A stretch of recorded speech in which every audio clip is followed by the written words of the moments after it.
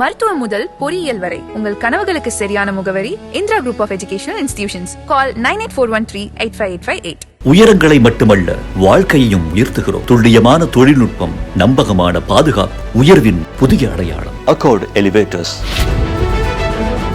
கம்பெனியோருடைய உடல் அடக்கம், அதில் அந்த சம்பவங்கள்லாம் நம்ம பேசணும். கடைசியாக அப்போவே முடிஞ்சிருக்க வேண்டிய விஷயம் இன்னும் தொடர்ந்துகிட்டே இருக்கு. இந்தியாவை சேர்ந்த மாலுமி ஒருத்தரை காணோன்றாங்க. ஒரு மாலுமி மட்டும் இல்லைங்க, 300 மாலுமிகள் பிரச்சனைகள் இருக்காங்க. 10 கப்பல்கள் இப்போ அந்த இடத்துல சிக்கி இருக்கு. இதை பற்றி யாரும் பேசல. 300 இந்திய மாலுமிகள் இருக்காங்க. அவர்களை எப்படி நம்ம இப்போ ரெஸ்கியூ பண்ண போகிறோம் அப்படிங்கிறது முக்கியம். அதை இப்போ ஈரானோட பேச்சுவார்த்தை நடத்தணும். நீங்கள் ஒரு கேள்வி கேட்கலாம், நம்ம ஈரானோட நெருக்கமாக இருக்கும்போது எப்படி இந்திய கப்பல்கள் தாக்கப்பட்டது? அது ஆக்சுவலாக அந்த 3 கப்பல்களுமே இந்தியாவிற்கு சொந்தமானதல்ல. ஆனால் இந்தியாவிற்கு தான் எல்என்ஜி கொண்டு வந்திருக்காங்க. அப்போ அங்கே இந்திய மாலுமிகள் அங்கே வேலை பார்க்குறாங்க அந்த கப்பலில். இப்போ அதில் மாலுமி மாயமானதாக சொல்கிறாங்க, அல்லது கடலில் குதிச்சிட்டாரா அல்லது தாக்கப்பட்டதில் இறந்து போயிட்டாரான்னு தெரியல. Delivering smiles all around the professional careers. Reach us to reach them. ஆகாயம் நேயர்களுக்கு வணக்கம். நம்ம தொடர்ந்து இந்த ஹார்முஸ், அதுக்கப்புறம் ஈரான், யுஎஸ்ஏ இந்த சிக்கல் குறித்து பேசிகிட்டு இருக்கிறோம். ஒரு வழியாக அது முடிஞ்சிருச்சு அப்படின்னு நினச்சிட்டு இருந்த டைமில் திரும்ப சண்டை போட ஆரம்பிச்சு திரும்ப இன்னொரு பிரச்சனை போயிட்டு இருக்குது. இது என்னன்றது விரிவாக நமக்கு அந்த தகவல் கொடுக்கறதுக்காக எழுத்தாளர் திரு புதுமடம் ஹலீம் அவர்கள் இருக்காங்க. வணக்கம் சார். வணக்கம். கம்பெனியோருடைய உடல் அடக்கம், அதில் நடந்த சம்பவங்கள்லாம் நம்ம பேசணும். கடைசியாக அப்போவே முடிஞ்சிருக்க வேண்டிய விஷயம் இன்னும் தொடர்ந்துக்கிட்டே இருக்குது. இந்தியாவை சேர்ந்த மாலுமி ஒருத்தரை காணோன்றாங்க. இவ்வளவு சர்ச்சைகள், சிக்கல்கள் ஏன் திரும்ப? இல்லை, ஸ்மூத்தாக தாங்க போயிட்டு இருந்துச்சு. இந்த ஜூன் 2nd வீக்கில் ஃப்ரான்ஸில் வச்சு பேச்சுவார்த்தை நடந்ததுக்கப்புறம் ஒரு 2 மாதத்தில் நம்ம உடன்படிக்கை போட்டுடலாம் அப்படின்னா ட்ரம்பும் மசூத் பெசஸ்கியானும் பேசி கை கொடுத்து ஒரு வழியாக 2 மாதம் டைம் முடிச்சிடலாம் அப்படின்னு தான் போனாங்க. நம்மளும் அதை பற்றி பேசிட்டோம். இனி 2 மாதத்தில் ஒரு நிரந்தரமான உடன்படிக்கை வந்துடும், பிரச்சனை தீர்ந்துச்சு, ஹார்மோஸ் ஓப்பன் ஆகிடும் அப்படிலாம் நம்ம பேசிட்டு வந்தோம். இந்த சூழலில் தான் இடையில துருக்கியில் வச்சு நேட்டோ நாடுகளுடைய அந்த கூட்டம் நடக்கும் பொழுது, இவரும் நேட்டோ நாடுடைய கூட்டம் நடக்கும் பொழுது ட்ரம்பும் அங்கே தான் இருக்கார் துருக்கியில். துருக்கி என்பது சிரியாவுக்கு பக்கத்தில் இருக்குது, இஸ்ரேலுக்கு பக்கத்தில் உள்ள நாடு தான் கிட்டத்தட்ட, ஆனால் ஐரோப்பிய நாடு. அங்கே வச்சு பேச்சுவார்த்தை நடந்துகிட்டு இருக்கும்போது தான் ட்ரம்ப் மீடியாவில் நான் ஈரான் அத்துமீறிட்டாங்க, அவங்க நியாயமான ஆட்கள் இல்லை, கொஞ்சம் கூட ஒரு இரக்கமற்றவர்கள், அரக்கர்கள், இந்த 3 கப்பலை தாக்கிட்டு தான் சொல்கிறாங்க, அப்போ உடன்படிக்கை கேன்சல் அப்படின்னு அறிவித்தார். ஏன்னா அப்போ தான் ஐதுல்லா அலி கமேனியுடைய உடலை ஈராக்குக்கு கூட்டிகிட்டு போயிட்டுருக்காங்க, தூக்கிட்டு போயிட்டுருக்காங்க. கிட்டத்தட்ட 600 கிலோமீட்டர் போயிட்டு ஈராக்குக்கு கர்பலாவில் இடத்துக்கு போயிட்டு மறுபடியும் மசாதில் கொண்டு அடக்கம் பண்ண போகிறாங்க. இப்படி தானே பார்த்துட்ருக்கோம். இப்படி ஒரு சம்பவம் நடக்கும்போது ஈரான் கப்பலை தாக்குமா அப்படிங்கிற ஒரு கேள்வி எல்லாருக்கும் இருந்துச்சு. ஏன்னா அவனே ஜூலை 5 ஐதுல்லா அலி கமேனியுடைய உடலை அந்த கிராண்ட் மாஸ்கில் வச்சுருந்து அங்கேருந்து கோமுங்கிற நகரத்துக்கு தூக்கிட்டு போய் அங்கேருந்து தரைவழி மார்க்கமாக ஈராக்குக்கு போய் திருப்பி ஈராக்கிலிருந்து மசாதுக்கு கொண்டு ஜூலை 11 அடக்கம் பண்ணணும். அப்போ ஒரு நீண்ட நெடிய ப்ராசஸ். இப்போ இந்த சூழலில் எதுவும் அசம்பாவிதம் நடந்துவிடக்கூடாது, அமெரிக்காவோ இஸ்ரேலை தாக்கிடக்கூடாதுன்னு நம்ம பேசியிருக்கோம். ஆனால் ஈரான் ஹார்மோஸுக்கு பக்கத்தில் 3 கப்பலை தாக்கிட்டாங்க, அதனால் கேன்சல் பண்ணிவிடுவோம் அப்படின்ட்டு சொன்னதாய் அதன் மூலமாக உடனடியாக அமெரிக்காவுடைய கப்பல் படைக்கு உத்தரவு கொடுத்து தாக்குங்க, ஈரான் அடிங்க அப்படின்னா எனக்கு புரியலை. என்ன ரீசன்? ஏயா அந்த ஒரு நிகழ்வு நடந்துட்டு இருக்கும்போது ஈரான் இப்படி மடத்தனமாக பண்ணுவாங்களா அப்படிங்கிற ஒரு கேள்வி. அந்த ஈரானுக்கும் இப்போ பதில் கொடுத்துருக்காங்க. இப்போ இது வரைக்கும் அதுக்கு நமக்கு விடை தெரியாமல் இருந்துச்சு. ஈரான் அரசு அதுக்கு விடை கொடுத்துருக்காங்க. என்னென்னா, ஹார்மோஸுக்கு பக்கத்தில் ஒரு 3 கப்பலுடைய நடமாட்டம் இருந்தது, நாங்கள் தகவல் கொடுக்குறோம், போகாதீங்க, இது தடுக்கப்பட்ட பகுதின்றோம். அதையும் மீறி இந்த 3 கப்பல் போகிறாங்க. 3 கப்பலுமே வெளிநாட்டு கப்பல் தான். அதில் ஒன்று இந்தியாவிற்காக சரக்கு ஏற்றிட்டு போகிறாங்க.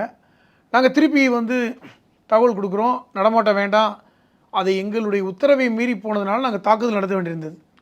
இது நடைமுறை தான். இது ஒரு எச்சரிக்கை கொடுக்கும்போது நீங்கள் போனீங்கன்னா ஒரு தாக்குவாங்க. அது சர்வதேச அளவில் இருக்கின்ற ஒரு நடைமுறை தான். ஒரு எல்லையை கடந்து உள்ள ஏதாவது ஒரு விஷயம் நடந்துச்சுன்னா, இப்போ உதாரணமாக நம்ம பார்க்குறோம், இந்திய இலங்கையுடைய அந்த சர்வதேச எல்லையில் நம்முடைய மீனவர்கள் உள்ளே வந்துட்டாவே இவங்க என்ன செய்வாங்க, வராதிங்க அப்படின்ட்டு இன்டிமேட் பண்ணுவாங்க. உள்ளே வரலன்னா கூட உள்ளே வந்தால் டக்குன்னு கைது பண்ணிடுவாங்க. அந்த மாதிரி. அப்போ இது வந்து ஒரு இயல்பாக நடக்கிற விஷயந்தான். அப்போ இதுதான் நடந்துச்சு, நாங்கள் வந்து தாக்க வேண்டும் என்று நடக்கலை, தாக்குதல் நடத்த வேண்டும் என்று விரும்பலை, அது ஒரு போர் அல்ல, இது இயல்பாக இராணுவ நடவடிக்கை தான் அப்படின்ட்டு இப்போ விளக்கம் கொடுக்குறாங்க. ஆனால் இந்த சம்பவம், இந்த 3 கப்பல்கள் யாருடைய உத்தரவை மீறி போனாங்க, ஏன் போனாங்க, ஏன் சரியான உத்தரவை கேட்டு போகலைங்கிற பேச்சு இப்போ போயிட்டுருக்கு. ஆனால் இந்த விஷயத்தை ட்ரம்புக்கு சொன்ன உடனே ட்ரம்ப் வந்து வழக்கம் போல் எதை பற்றியும் யோசிக்காமல் டக்குன்னு கோவப்பட்டு மீடியாவில் பேசிட்டார். இது நடந்தது. இப்போ இன்றைக்கி வந்து நடந்து போச்சு, கண்ணாடி உடஞ்சா இனி அவ்வளோதானே, அங்கே இனிமேல் வந்து ஈரான் வந்து இப்படி தான் அப்படி தான், இனிமேல் எங்களுக்கு பேச்சு இல்லை, அவங்கெல்லாம் ஒரு நாகரிகமற்றவர்கள், ஒரு கொஞ்சம் கூட ஒரு கல்ச்சர் இல்லை, அப்படி இப்படின்னு வார்த்தைகளை விட்டார், பெரிய வார்த்தைகளை விட்டார். ஆனால் அதற்கு ஈரான் பதில் கொடுக்கல. காரணம், அவங்க ஏற்கனவே அந்த ஊர்வலம் போய் இருந்து நேற்று தான் அடக்கம் முடிஞ்சிருக்காங்க. நேற்று தான் அந்த ஐதுல்லா அலி கொமேனியை வந்து இந்த மசாத்துங்கிற இடத்துல, அது முக்கியமான இடம், நம்மளும் பேசியிருக்கோம். அது வந்து ஷியா பிரிவுடைய 12 இமாம்களுடைய பல்வேறு நபர்களுடைய அடக்கஸ்தலம் அங்கே இருக்கிறது. இமாம் மஹமூத் ரெசான்னு ஒருத்தர் இருந்தார், அவரெல்லாம் வந்து ஈரானுடைய இமாம்களில் முக்கியமானவர், ஒரு குருமார்களில் முக்கியமானவர். அவருக்கென்று ஒரு தர்கா இருக்கிறது, அவருடைய உடல் ஆக்கப்பட்டிருக்கிறது. அது வந்து மிகப்பெரிய மசூதியும் ஒட்டி இருக்கிறது.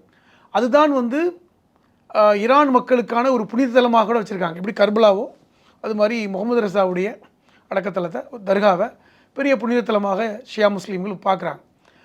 அப்போ இப்படிப்பட்ட சூழலில் இது நடந்த ஒன்று இப்போ ஈரான் திருப்பி தாக்குறாங்க. பொதுவாக ஒரு தாக்குதல் நடத்திட்டா திருப்பி தாக்கணும். இப்போ அவங்க எங்கே தாக்கியிருக்காங்க, கத்தாரில், பஹ்ரைனில், சவுதியில், எங்கெல்லாம் அமெரிக்கா பேஸ் இருக்கோ அங்கே தாக்கியிருக்காங்க. இது என்ன நிலைமை ஆயிடுச்சுன்னா, இது என்ன ஒரு இந்த சம்பவத்தினால் ஏற்பட்ட விளைவு என்னென்னா, இன்றைக்கி மீண்டும் ஹார்மோஸ் வந்து நாள் குறிப்பிடாமல் மூடப்பட்டு விட்டது. இது ஒரு பெரிய துயரம். ஏன்னா உலக நாடுகளுக்கு இந்த ஹார்மோஸ் திறந்திருக்க வேண்டும் என்று விருப்பம். காரணம், இன்றைக்கும் உலக பொருளாதாரம் 5ல் 1 மடங்கு ஹார்மோஸை சார்ந்து இருக்கிறது என்பதை யாரும் மறுக்கலை. நம்மளே 40 விழுக்காடு கச்சா எண்ணெய் அங்கே தான், அந்த வழியாக தான் வாங்குகிறோம். இப்போ நம்ம எங்கே தான் சுற்றி வாங்கினா கூட நமக்கு இப்போ வந்து கிட்டத்தட்ட இப்போ இந்த பிரச்சனை நேரத்துலேயே 50 கப்பல் வந்துருச்சு.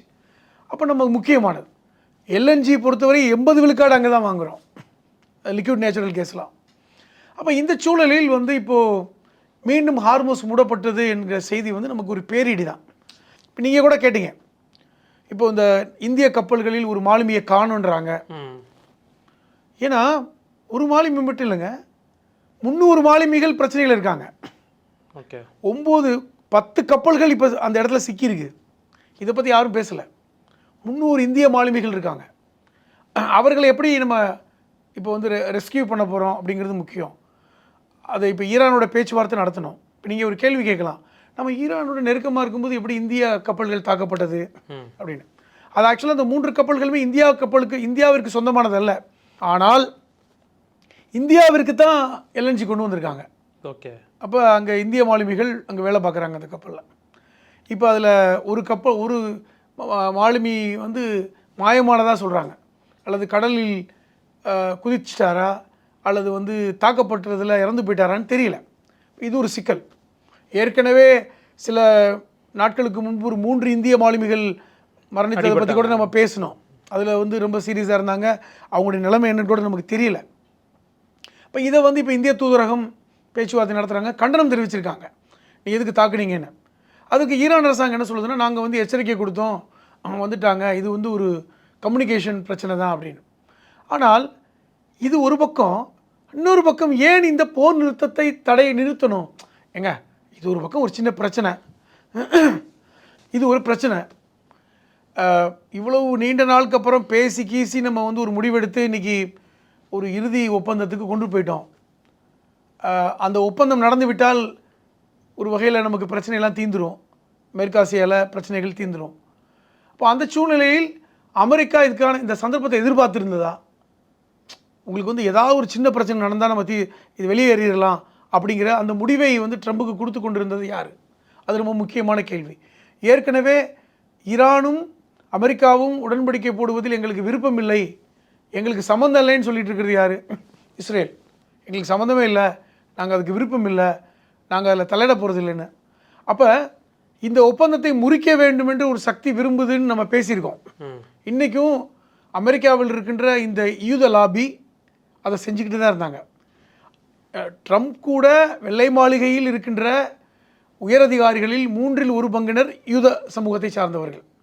இன்றைக்கி துருக்கியில் ட்ரம்ப் வந்து இந்த நேட்டோவுடைய அந்த கூட்டத்தில் பேசும்போது கூட இவருக்கு இந்த சம்பவத்தை கொண்டு போய் சொன்னது யார்? அவசர அவசரமாக வந்து எங்கள் பிரச்சனை ஈரான் வந்து மீறிட்டாங்க அப்படின்ட்டு ட்ரம்பை கோவப்படுத்தியது யார்? அதை சமாதானப்படுத்தி முடிச்சிருக்கலாம், கோவப்படுத்தினாங்க. இன்னும் சொல்லப்போனால் நேட்டோவுடைய தலைவராக இருக்கக்கூடியவரும் ரூட்டோ ஒரு பேர். அவர் வந்து முன்னாள் நெதர்லாண்டுடைய பிரதமர். அது மட்டும் இல்லாமல் இந்த ரூட்டோ எப்ஸ்டின் ஃபைலில் சிக்கிய நபர். ட்ரம்போட எப்ஸ்டின் ஃபைலில் சிக்கிய நபரில் அவர் தான் இன்றைக்கி நேட்டோவுடைய செயலாளராக தேர்வு செய்யப்பட்டிருக்கிறார். அவர் இன்றைக்கி ட்ரம்பை புகழ்கிறார். ட்ரம்ப் வந்து ட்ரில்லியன் ட்ரம்ப், அவருக்கு ஒரு பேர் வச்சுருக்கார். அவர் வந்து ட்ரில்லியன் ட்ரம்ப். ஏன்னா ட்ரம்ப் பேசினாவே ட்ரில்லியன் தான் பேசுவார். அவர் பெரிய ஆள் சொல்லுவாங்கள்ல, நம்ம ஊரில் பணக்காரன், பெரிய கை. அவன் பவச்சிக்கக்கூடாது. உலக பொருளாதாரத்தை மாற்றி அமைக்கக்கூடிய வல்லமை ட்ரம்புக்கு மட்டும்தான் இருக்கு என்று இன்றைக்கி ரூட்டோ சொல்கிறார். இது நேட்டோ நாடுகள் ஒத்துக்குமான்னு தெரியல. அடுத்த 3 வருஷத்துக்கா அது 3 வருஷத்துக்கு அவர் தான் சொல்லுவார், ட்ரம்புக்கு தான் எல்லாமே. ட்ரம்பு மாதிரி ட்ரம்புடைய முடிவை உலகம் ஏற்றுக்கொள்ள வேண்டும். இந்த மாதிரி பொன்மொழிகளை உதிர்த்தவர் இந்த ரூட்டோ. அவர் நெதர்லாண்டுக்காரர். அவர் ஒரு வலதுசாரி. அவர் ட்ரம்போட நெருங்கிய தொடர்பு. அவர் ஒரு ப்ரோஜியோனிஸ்ட்.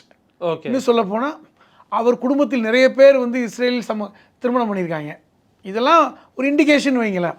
அதுக்காக இஸ்ரேலில் திருமணம் பண்ணால் அவன் அப்படி தான் இருக்கணும்னு அவசியம் இல்லை, ஆனால் அது இண்டிகேஷன்.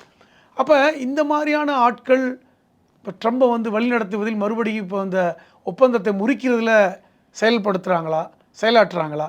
நம்ம ஏற்கனவே பேசியிருக்கோம், நேட்டோவுக்கும் அமெரிக்காவுக்கும் இப்போ ஏலாப்புறத்தமாக போயிட்டுருக்கு. நேட்டோ வந்து இந்த ஈரான் அமெரிக்க சண்டையில் சேரவே இல்லை. அதுக்கு கடுங்கோவம்லாம் அடைஞ்சார் ட்ரம்ப். இங்கிலாண்டும் ஃப்ரான்ஸ் எனக்கு எதிராக இருக்குது, எங்களோட சேர்றது இல்லை, இனிமேல் நேட்டோவே வேண்டாம்.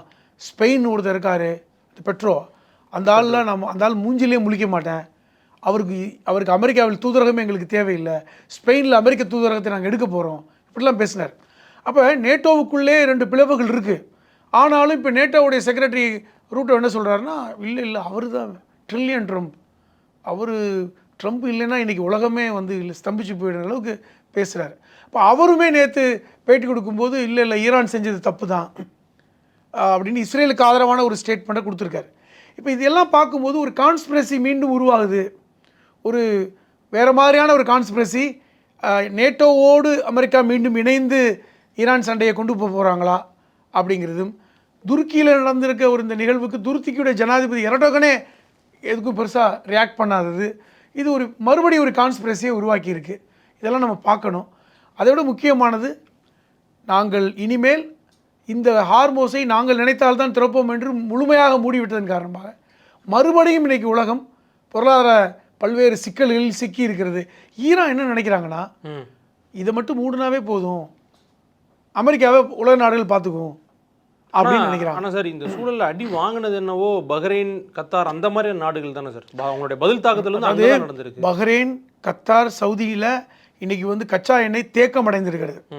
ஏன்னா அவங்க வந்து இந்த வழியாக தான் கொண்டு வந்தாகணும்.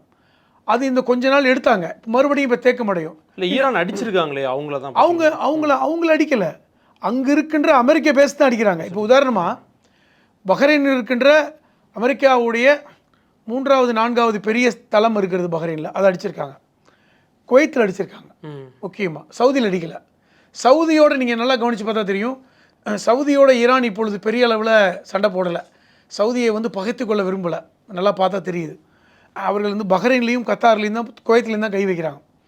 அப்போ இது ஒரு பக்கம். இன்னொரு பக்கம் ஹார்மோஸை வந்து நாங்கள் முழுமையாக மூடிவிட்டோம்னு சொல்லிட்டாங்க இப்போது. அப்போ அது இன்னும் சிக்கலை, இப்போ நமக்கே சிக்கல் வரும். இப்போ தான் மூச்சு விட்டுக்கிட்டு இருந்தோம், பெருமூச்சு விட்டோம். இப்போ இது எப்படி சரி பண்ணுறது? ட்ரம்புங்கிற ஒரு ஆள், 88 வயசு ஆள், இன்றைக்கி வந்து அவருடைய அதிரடியான இந்த அறிவிப்புகள் மூலமாக இன்றைக்கி உலகத்தை வந்து ரூட்டோ சொன்ன மாதிரி நல்லது செய்கிறாரோ இல்லையோ, இன்றைக்கி வந்து பெரிய அளவில் வந்து சிரமத்தை கொடுக்குறாரு அப்படிங்கிறது புரிஞ்சுக்க முடியுது. ஆனால் இன்றைக்கி உலக நாடுகள் என்ன செய்ய போகிறாங்கன்னு ஒன்றும் புரியலை. ஈரானுக்கெல்லாம் இழக்கிறதுக்கு ஒன்றும் இல்லைங்க. ஈரான் ஏற்கனவே எல்லாத்தையும் இழந்துட்டு தான் நிற்கிறாங்க. அவங்க வந்து ஒரு என்ன பார்க்குறாங்கன்னா, டிகினிட்டி பார்க்குறாங்க. ஒரு ஒப்பந்தம் போட்டால் கூட எங்களுக்குன்னு ஒரு சுயமரியாதை இருக்குது, அந்த சுயமரியாதை கூட தான் அந்த ஒப்பந்தம் நடக்கணும். அதே மாதிரி மேற்காசிய நாடுகளில் இனி அமெரிக்கா தலையிடக்கூடாதுங்கிறது தான் முக்கியமான விஷயமா இருக்கும். இந்த பக்கமே அமெரிக்கா வரக்கூடாது. அதுக்கு நீங்கள் ஏதாவது பேசி தீருங்க, மற்றதெல்லாம் அப்புறம் குடுக்கல் வாங்கல அப்புறம் பார்த்துக்கலாம். இந்த பக்கம் மேற்காசியா பக்கம் அமெரிக்காவுடைய எந்த இஷ்யூவும் எந்த இன்வால்மெண்ட் இருக்கக்கூடாது அப்படிங்கிறத ஈரான் இப்போ திருப்பி சொல்கிறாங்க. அவங்களுக்கு கேட்கின்ற ஒற்றை கோரிக்கை அதுதான். நீ ஊரை விட்டு கிளம்பு, நாங்கள் பார்த்துக்குறோம். நீ தலையிடாத, நாங்கள் பார்த்துக்குறோம். இது உலகம் எப்படி பார்க்க போகுது? உலக நாடுகள் வந்து என்ன சொல்ல போகிறாங்க? அமெரிக்காவை நீ எதுக்காவது தலையிட்டுக்கிட்டு இருக்க, உனக்கு என்ன பக்கத்து நாடா? உனக்கு அவனுக்கு 12,000 கிலோமீட்டர் தூரம் இருக்குது. உனக்கு பக்கத்து நாட்டில் மெக்சிகோ இருக்குது, கனடா இருக்குது. அந்த பிரச்சனையை போய் பாரு அப்படின்று இன்றைக்கி உலக நாடுகள் அட்வைஸ் பண்ணணும் அப்படிங்கிறத ஈரான் விரும்புகிறாங்க. ஓகே சார், இந்த பிரச்சனை வந்து அப்போ முடிஞ்சிடும் இப்போ முடிஞ்சிடும்னு பார்த்தா தொடர்ந்து வந்துக்கிட்டே தான் இருக்குது. அடுத்ததாக என்ன நடக்க போகுது அப்படின்றத பொறுத்து வந்து